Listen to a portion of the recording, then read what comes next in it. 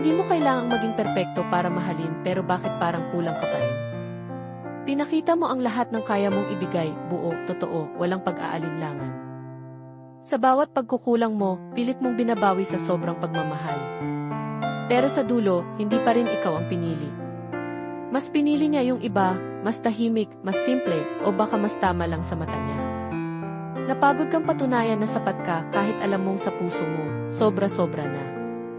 Mahal mo siya ng buo, pero parang kailanman, hindi naging sapat ang buong ikaw.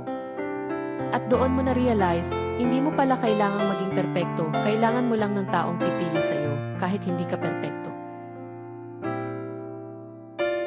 Save this reminder tea. Follow. At tago sa pusong salita.